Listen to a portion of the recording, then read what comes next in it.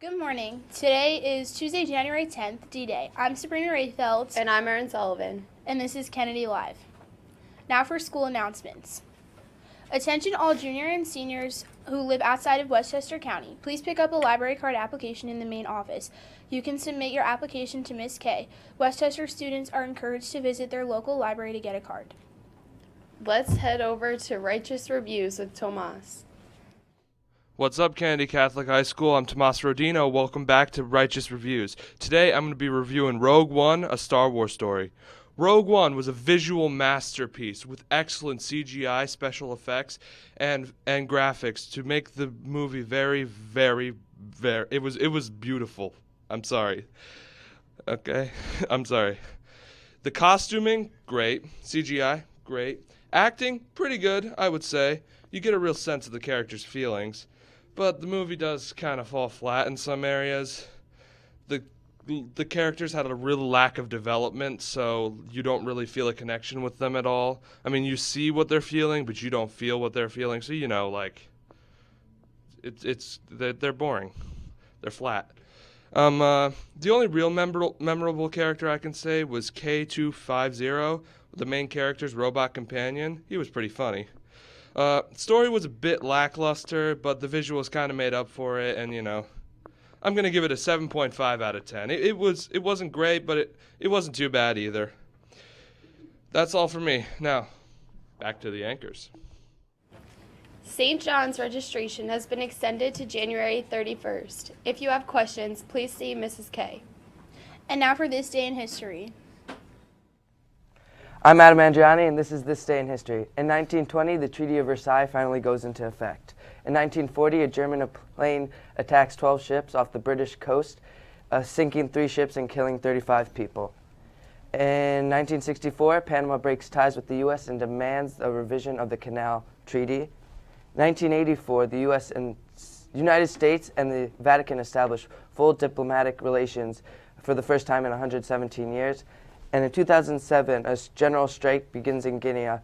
Eventually, it will lead to resignation of the country's president, Laurent Conte. That is all for this day. Now back to the anchors.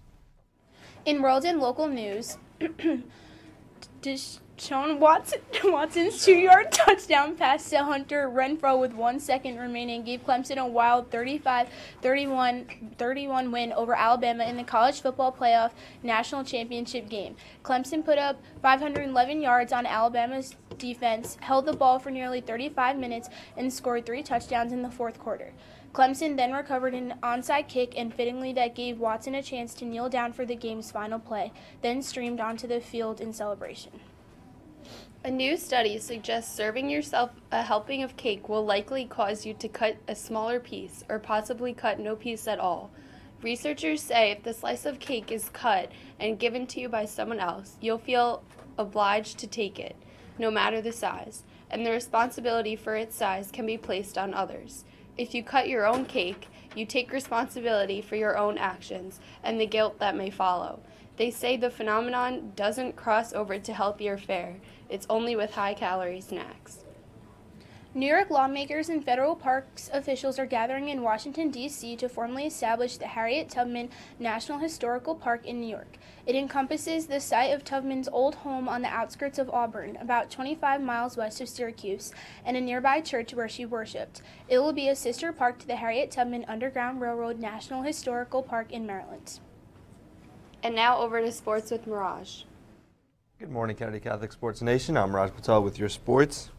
In the Gale Rec League, Team Young takes on Team Rossard at 7:15. Team Patel takes on Team Brand at 8 as we look for our first win. In the NBA, the Pelicans beat the Knicks 110-96. Brandon Jennings had 20 points and 5 rebounds. Melo and Kyle O'Quinn got ejected, and Derrick Rose went missing without any explanation to this point.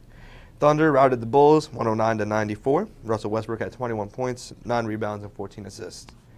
In NCAA basketball, number 1 Baylor takes on number 10 Virginia at 7 o'clock on ESPN2. Number 3 Villanova versus number 15 Xavier.